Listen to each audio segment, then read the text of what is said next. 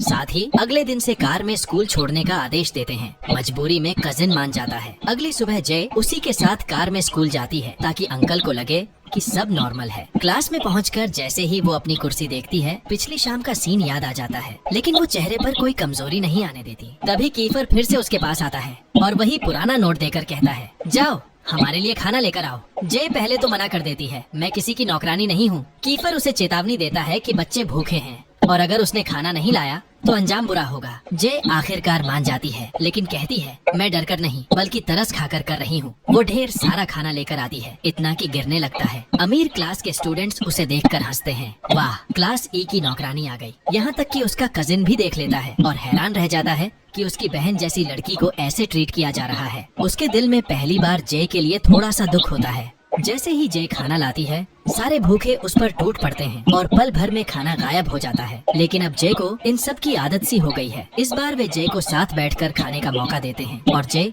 खुशी खुशी मान जाती है। खाना खाते समय साफ नजर आता है कि क्लास ई अब धीरे धीरे जय को अपनाने लगी है। यहाँ तक कि कीफर और यूरी भी। तभी टीचर क्लास में एंट्री करती है और जय का पूरा नाम लेकर बुलाती है। ये सुनते ही स्टूडेंट्स चौंक जाते हैं, क्योंकि उन्हें पता चलता है कि उसका कजिन एरिस उन्हीं रिच स्टूडेंट्स में से एक है। उसी पल से सबकी नजरें बदल जाती हैं, लेकिन जय को समझ ही नहीं आता कि अचानक लोग उसका रवैया क्यों बदल गए। वो बात करने की कोशिश करती है, लेकिन कोई जवाब नहीं देता। उल्टा उसके हाथ से खाना भी लेने से मना कर देते हैं। इधर क्लास के कुछ स्टूडेंट्स उसकी पर्सनल लाइफ खंगालने लगते हैं। एक हैकर स्टूडेंट उसकी पुरानी स्कूल की न्यूज निकालता है और सबको दिखाता है कि जय वहाँ कितनी शरारती थी। यहाँ तक कि उसने एक लड़के को अस्पताल पहुँचा दिया था, सिर्फ इसलिए क्योंकि उसने उसे छेड़ा था। फिर अचानक दूसरा स्टूडेंट न्यूज लाता है कि जय का बचपन बहुत दर्दनाक था।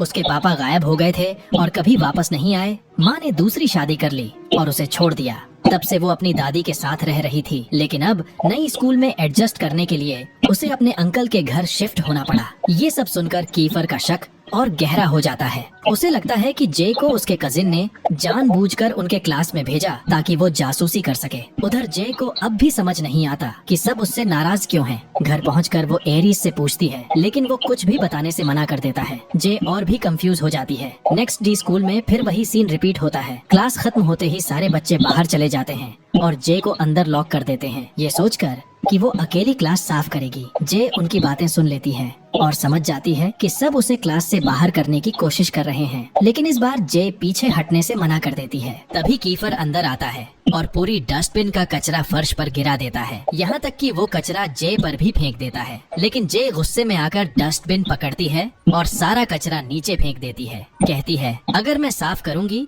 तो तुम भी करोगे। दोनों के बीच झगड़ा शुरू हो जाता है। इतने में यूरी एंट्री मारता है, क्योंकि उसे डर है कि कीफर मारपीट न शुरू कर दे। वो कहता है, अगर प्रिंसिपल को पता चल गया तो दोनों स्कूल से बाहर हो जाओगे। उसकी बात सुनकर कीफर मजबूरी में अपना अहंकार छोड़कर जय के साथ सफाई करने लगता है। जय को पहली बार लगता है कि उसने कीफर को सही मायने में हरा दिया है। नेक्स्ट डे जय अपने कजिन की कार में बैठकर स्कूल जाती है, लेकिन बीच रास्ते में CIN दिखाई देता है। जय तुरंत कार से उतर जाती है और उसके साथ चलने लगती है। वो नोटिस करती है कि CIN के चेहरे पर चोट के निशान हैं। पूछने पर वो बताता है, वो लड़के जिनसे सुबह झगड़ा हुआ था वो सब मुझ पर टूट पड़े। मैं अकेला था तो हार गया। जय उसे सब कुछ बता देती है कि क्लास में क्या क्या हुआ और कैसे सबने उससे मुंह मोड़ लिया। फिर वो डरते डरते पूछती है, क्या तुम भी मुझे छोड़ दोगे? CN मुस्कुराकर कहता है, अगर कोई मुझसे पूछेगा तो मैं बोल दूंगा कि मुझे पता ही नहीं था कि तुम एरिस के साथ रहती हो और मैं तो तुम्हारा साथ नहीं छोड़ूंगा। जय का दिल पहली बार हल्का हो जाता है। दोनों साथ में क्लास में एंट्री करते हैं, लेकिन अंदर का माहौल और भी शॉकिंग होता है। कीफर एक बॉक्सर स्टूडेंट से भिड़ रहा होता है। शर्त ये थी, जो जीतेगा वही क्लास का नया लीडर बनेगा। लड़ाई इतनी जबरदस्त थी कि क्लास का माहौल पूरी तरह बदल गया। जय को गुस्सा आता है और वो जोर से चेयर पटककर सबको रोक देती है। फिर वो कहती है, इस तरह लड़ाई करके क्यों डिसाइड कर रहे हो? सही तरीका है इलेक्शन, वोटिंग होगी और जो जीतेगा वही लीडर। सबको उसका आइडिया अच्छा लगता है और मान भी लेते हैं। लेकिन ब्रेक के दौरान कैफेटेरिया जाने पर जय को पता चलता है कि अब उस पर भी बैन लगा दिया गया है। तभी पहले वाली रिच लड़की उसकी मदद करती है और खाना दिलाती है। जय पहली बार उसे थैंक यू कहती है, लेकिन जैसे ही वो क्लास में वापस आती है पता चलता है कि चुनाव पूरी तरह से फेल हो गया और बच्चे फिर से फाइट करने लगे। जय इस बार बॉक्सर का सपोर्ट करती है और कीफर को हराने के लिए उसे चीयर करती है, दाएं से मारो, अब लेफ्ट हुक। लेकिन किस्मत पलट जाती है और पहले ही राउंड में कीफर नॉकआउट मारकर जीत जाता है। सब स्टूडेंट्स उसका नाम चिल्लाने लगते हैं और वो दोबारा क्लास का लीडर बन जाता है। जे को बॉक्सर की हालत देखकर बुरा लगता है। वो उसके पास जाती है, उसका जख्म साफ करती है और उसे खाना देती है। और शायद इसी पल वो पहली बार समझ पाती है कि क्लास में उसकी जगह कहाँ है।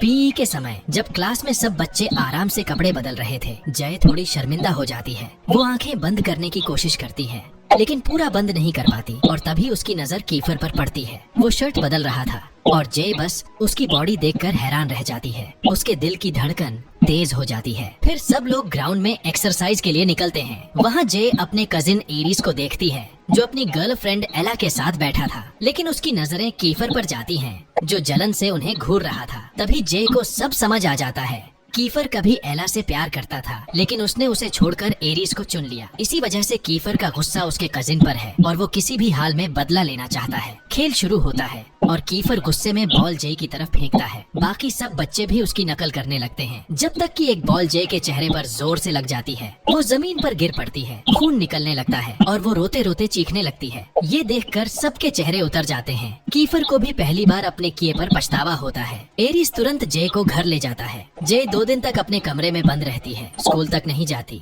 तभी उसकी आंटी उसके पास आती है, उसका फेवरेट खाना बनाती है और कहती है स्कूल वापस जाना पड़ेगा, एग्जाम्स पास ही हैं। जे थोड़ा हिम्मत जुटाती है और मान जाती है। एक दिन वो मॉल जाती है लेकिन वहाँ कुछ गुंडे लड़के उसे परेशान करने लगते हैं। असल में ये सब कीफर की प्लानिंग थी, पर इसी मौके पर कीफर हीरो बनकर एंट्री करता है और उसे बचाता है। वो जे को बैठाता है, उसकी चोट पर पट्टी लगाता है और आइसक्रीम लाकर देता है। दरअसल उसका इरादा था इनडायरेक्टली माफी मांगने का। जे के दिल में पहली बार कीफर के लिए कुछ फीलिंग्स पैदा होती हैं, लेकिन वो खुद को रोकती है। वो कहती है मैं तभी माफ करूंगी जब तुम दिल से सॉरी बोलोगे। लेकिन कीफर का ईगो इतना बड़ा कि वो साफ मना कर देता है। जय गुस्से में वहाँ से निकल जाती है लेकिन आइसक्रीम उठाना नहीं भूलती। पैसे तो तुम्हारे ही लगे ना, मैं क्यों छोड़ूं। अगले दिन स्कूल में जय बाथरूम में कपड़े बदल रही होती है। तभी कुछ रिच लड़कियां अंदर आती हैं और उसके बारे में बकवास करने लगती हैं। ये कितनी बदसूरत है, फिर भी एटीट्यूड दिखाती है। जय अब चुप नहीं रहती। जैसे ही वो बाहर निकलती है, लड़कियां मेकअप कर रही होती हैं और जय गुस्से में उन पर पानी फेंक देती है और भाग जाती है। लड़कियां गुस्से से उसके पीछे दौड़ पड़ती हैं और आखिरकार उसे पकड़ लेती हैं। जय को लगता है कि अब एरिस आएगा और उसे बचाएगा, लेकिन एरिस सीधा बोल देता है अगर तुमसे गलती हुई है तो माफी मांग लो। लड़कियां और भी बुरा करने लगती हैं। एक रिच लड़की कहती है तू क्लास ई की है और मैं क्लास ए की, तू मेरी जूती चाटेगी तभी माफ करूंगी। जय का गुस्सा फट पड़ता है। जूती, पता है ये कहाँ जाएगी? तेरी माँ के पास, और तू जाकर उससे चटवा लेना। पूरा माहौल गर्म हो जाता है। लड़कियां उसे मारने के लिए आगे बढ़ती हैं लेकिन तभी कीफर और उसकी गैंग एंट्री मारते हैं। वो कहते हैं जिसने भी जय को हाथ लगाया उसका मुंह तोड़ देंगे। लड़ाई शुरू हो जाती है। जय भी बीच में उतरती है और उस रिच लड़की को थप्पड़ जड़ देती है। इसी बीच एक लड़का गंदा पानी जय पर फेंकने की कोशिश करता है लेकिन वही बॉक्सर लड़का जिसे जय ने पहले मदद की थी सामने आकर उसे बचा लेता है। पानी उसी पर गिरता है। जय उसे देखकर हैरान रह जाती है क्योंकि उसने जान की परवाह किए बिना उसे बचाया। वो जय को वहाँ से निकाल देता है और खुद चोट खाता है। बाद में जय हॉस्पिटल जाती है, उस बॉक्सर को मिलती है और दिल से थैंक यू कहती है। लेकिन उधर यूरी और कीफर की मीटिंग हो रही होती है। यूरी कहता है हमारी सारी ट्रिक्स फेल हो गयी। जय अब भी क्लास में टिकी हुई है। कीफर ठंडी मुस्कान के साथ जवाब देता है अब मैं उसे प्यार में फंसाऊंगा, फिर उसका दिल तोड़ दूंगा। यही होगा मेरा बदला एरिस से। और ये सुनकर यूरी चौंक जाता है क्योंकि अब जय अनजाने में कीफर की डेंजरस प्लान का हिस्सा बनने वाली थी।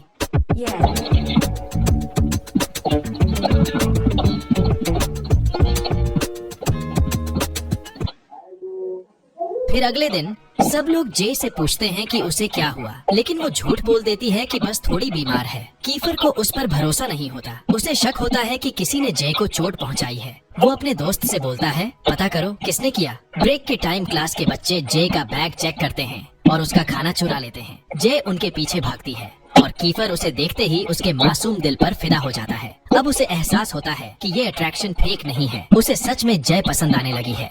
दिन के आखिर में कीफर को खबर मिलती है कि रिच स्टूडेंट्स मैदान में जय से लड़ रहे हैं। जय वहाँ जमकर डट जाती है। 2 को तो अकेले ही पटक देती है, लेकिन तीसरा लड़का पीछे से उस पर हमला करता है और उसका हाथ तोड़ने ही वाला था कि तभी कीफर हीरो की तरह एंट्री करता है। वो उस लड़के को धक्का मारता है और जय के पीछे खड़ा होकर कहता है अब ये अकेली नहीं है। दोनों मिलकर उन रिच लड़कों की धुलाई कर देते हैं। जय थक कर जमीन पर लेट जाती है और कीफर को थैंक यू बोलती है। कीफर शर्माकर वहाँ से निकल जाता है। उसी वक्त यूरी आता है और जय से कहता है कीफर को मुसीबत में मत डालना, अगर प्रिंसिपल को पता चला तो वो स्कूल से निकाला जाएगा। यूरी खुद जय को वहाँ से बाहर निकालता है। तभी बारिश शुरू हो जाती है। वो जय को अपनी छतरी में छुपा लेता है, लेकिन जय फिसलकर मिट्टी में गिर जाती है और उसे उठाने की कोशिश में यूरी भी गिर जाता है। दोनों एक दूसरे पर गिर जाते हैं। पल भर के लिए उनकी आंखें मिलती हैं और दोनों का दिल धड़क उठता है। जय शर्माकर दूर हटती है। यूरी उसे अपनी कार से घर छोड़ने निकलता है। रास्ते में नोटिस करता है कि जय कांप रही है तो उसे अपना जैकेट दे देता है। जय थकी हुई सो जाती है